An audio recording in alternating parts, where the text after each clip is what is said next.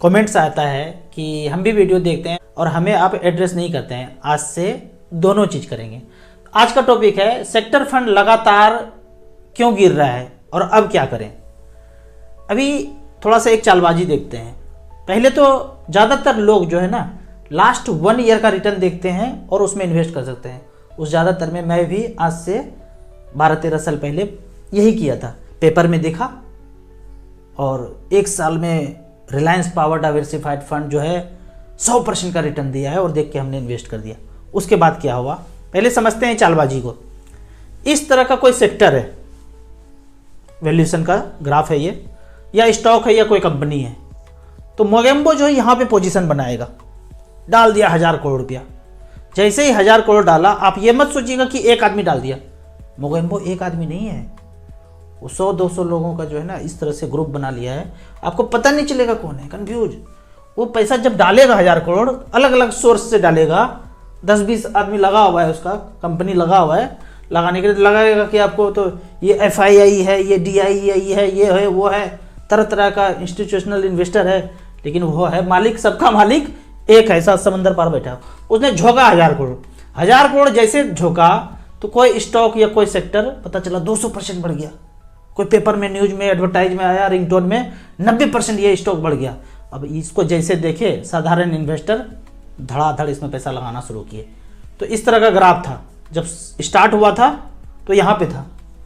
जैसे ही मोगेम्बो पैसा झोंका 200%, 100%, 50% ऐसे करके बढ़ गया। अब ये देख करके लास्ट 1 ईयर का रिटर्न दिखा, जैसे टीवी मीडिया रिंगटोन में छाया। अब साधारण इन्वेस्टर पैसा इन्वेस्ट करना शुरू किया।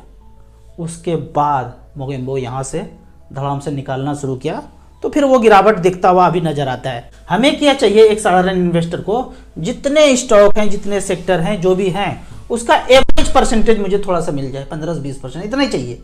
ज़्यादा करने का कोशिश करेंगे, ये सेक्टर ले लूँ, ये NFO ले लूँ, तो ये वाला चालबाजी में फंसेंगे। तो आपका यहाँ पे साधारण इन्वेस्टर का कहना होगा अभी क्या करें।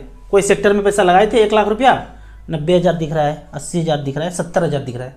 हमें भी कुछ ऐसा ही दिखा था। 1 लाख रुपये लगाए थे, शायद 74-75 हज़ार रुपया हो गया था।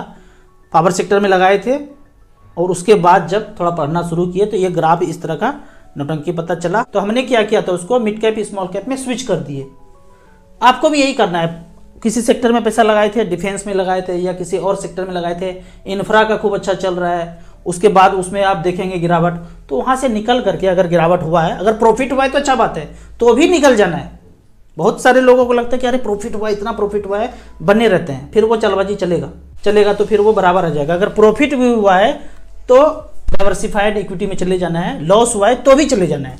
कौन कौन सा फंड में चला जाना है, HDFC small cap, quant small cap, SBI 250 index fund. कोई सेक्टर फंड में चल रहा है, डिफेंस में चल रहा है, इंफ्रा में चल रहा है और किसी में चल रहा है, तो फिर आप एक कंपैरिजन देखेंगे कि आपने जब से शुरू किया और जब यहाँ पे स्विच किए उसका 10 साल टाइम दीजिए और देखिए वो कितना बढ़ा और ये एवरेज वाला फंड कितना बढ़ा। ये आपको ज़्यादा बढ़ता हुआ नज़र लंबे समय में आएगा। ये एक होमवर्क मैं देता हूँ। होमवर्क ये है कि 2008 में जब पीक पे था और उसके बाद जब ये डाउन हुआ तो किसी सेक्टर फंड ने डाउन हुआ, डाउन वाले पैसे को आप फिर स्विच करके स्मॉल कैप मिड कैप में लगा दिए। उसके बाद 10 साल, 15 साल, 12 साल का आप रिकॉर्ड चेक कीजिए। इसके लिए आपको जाना कहाँ है, MF लाइव रिटर्न में जाना है, 1 टाइम में जाना है। यहाँ पे ये है MF लाइव रिटर्न StarSIP.in में, ऐप भी है, वेबसाइट भी है। उसके बाद उसमें यहाँ पे 1 टाइम में जाएंगे। 1 टाइम में जो डेट ग्राफ में आपको लगता है कि जब बॉटम हुआ है, उसके बाद होमवर्क कीजिए तो फिर समझ में आएगा कि सेक्टर फंड से निकल करके अगर mid cap small diversified equity में जाएंगे तो ज़्यादा बेहतर होगा। कुछ कमेंट्स का बात करते हैं। कमेंट्स के पहले कोई बोलते हैं ना 7,000 मेरा कैपेसिटी है SIP करने का, 8,000 कैपेसिटी है, तो ये भी एक होमवर्क कर सकते हैं। 7,000 है, 8,000 है, 9,000 है, तो यहाँ पे MF लाइव रिटर्न में हम SIP में गए, सेलेक्ट किया है SIP लाइव रिटर्न। 7,000 कैपेसिटी है, 7,000 रुपये पर मंथ किए। ये डिफ़ॉल्ट में सिलेक्टेड है, जब से शुरू हुआ है तब से 2009 से, और डिफ़ॉल्ट डेट ये भी सिलेक्टेड है आज का, सेलेक्ट करने का जरूरत नहीं है। SBI स्मॉल कैप में शुरुआत किया 7,000 रुपये पर मंथ, 12,81,000 जमा हुआ है। कब से, 2009 से लेके अब तक। आज वैल्यू है 88,22.65% का रिटर्न मिला है। आप कहेंगे कि मेरा कैपेसिटी है कि मैं 9,000 रुपये पर मंथ कर सकते हैं, तो 9,000 रुपये पर मंथ करने से कितना हुआ है ये इतिहास का बता रहे हैं। कितना होगा ये कोई गारंटी नहीं है। इसका आधा भी रिटर्न हो सकता है, इससे ज़्यादा भी हो सकता है। एवरेज में बोलता हूँ 12 से 15 मान के चलिए, इससे ज़्यादा आपको मिड कैप स्मॉल कैप में मिल जाएगा।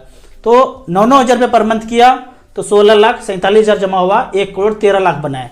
अगर आप कहेंगे कि मेरे अगर तो कैपेसिटी है कि मैं 22,000 रुपये पर मंथ कर सकते हैं, 22,000 रुपये पर मंथ किया तो जस्ट एक देखना है, रिसर्च करना है कि 2009 से लेके diversified equity SBI small cap में 40,26,000 रुपया जमा हुआ, एक बार जमा नहीं किए हैं, 22,000 रुपये पर मंथ जमा किए हैं, उसका वैल्यू आज 2,77,00,000 दिख रहा है। तो जितना कैपेसिटी है उस तरह से आप यहाँ पे अध्ययन कर सकते हैं। उसके बाद आप जब शुरुआत करेंगे SIP का तो 3, 4, 5 फंड स्मॉल कैप में शुरू करेंगे। अब कुछ कमेंट्स को देखते हैं। राजू अंकल कुछ टिप्स कॉलेज स्टूडेंट के लिए भी बताइए। आप कॉलेज के स्टूडेंट हैं तो जैसे मेरे परिवार के जितने बच्चे थे ना, उनका मैं 100 रुपया का SIP कर दिया था स्मॉल कैप में।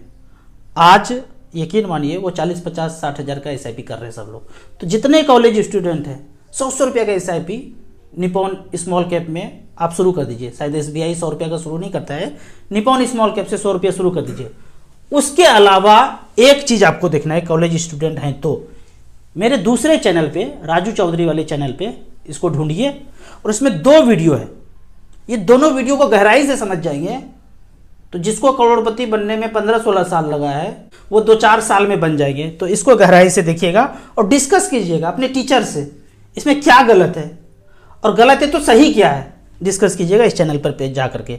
अगले क्वेश्चन की तरफ चलते हैं। अगला क्वेश्चन है, मैंने अपने फादर को म्यूचुअल फंड में इन्वेस्ट करने के लिए बोला, उन्होंने कहा ऐसा ही एक कंपनी आया था सहारा, सबको लेके भाग गया। अगर इस तरह का है ना कि पेरेंट्स कभी एग्री नहीं करते हैं कि इन्वेस्ट करना है तो उनको आप बाध्य भी मत कीजिए। उनको कहिए कि बस 1,000 रुपया SBI ब्लू चिप में, SBI मल्टी कैप में, SBI स्मॉल कैप में शुरुआत कीजिए। 1,000 आपका मान लेंगे। आप कहेंगे कि 50 लाख झोंक दो, जिंदगी का पैसा नहीं लगाएंगे, कभी नहीं लगाएंगे। मैंने काफ़ी बूढ़े पुराने का पैसा लगाया है।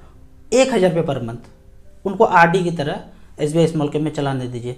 5 साल 6 साल बीतने दीजिए। आपके साथ चक्कर क्या है ना, जवान लोगों के साथ, उनको लगता है कि 50 लाख रुपए लगा देंगे तो 2-4 करोड़ रुपया हो जाएगा और उनका तो एज हो ही गया है, सारा पैसा हमारा हो जाएगा। ये जो चालबाजी है ना, इसको पीछे कर देना है। पापा को 1,000 रुपये पर मंथ करने बोलना है, फिर उनको लगेगा कि हाँ ये सही चीज़ है। ऊपर नीचे तो होता है लेकिन एवरेज 12-15% रिटर्न मिला है, तो फिर वो 10 लाख भी लगा देंगे, 20 लाख भी लगा देंगे। और जब समझ में आ जाएगा तो 20 लाख लगा करके SWP प्लान में करके 12-13 हज़ार रुपये पेंशन भी ले सकते हैं। तो धीरे धीरे आगे बढ़ना है। शुरुआत 1,000 रुपया किसी भी SBI इक्विटी फंड से शुरू कीजिए। प्लीज़ मुझे ये बताएं कि सहारा में मेरे फादर का पैसा 50,000 रुपया से ऊपर डूबा हुआ है, क्या ये पैसा रिटर्न मिल सकता है? कभी नहीं मिल सकता है, मुझे ऐसा उम्मीद है। क्योंकि जब बचाने वाला ही मारने वाला बन जाए ना, आपको लगता है कि सहारा ने किया है, पर मुझे पता है कि सब मिल के किया है। तो आप जिससे गुहार कर रहे हैं ना, वो भी उसमें हिस्सेदार है, तो नहीं मिलेगा। हाँ, सब लोग बगावत करना शुरू कर दे तो मिल सकता है।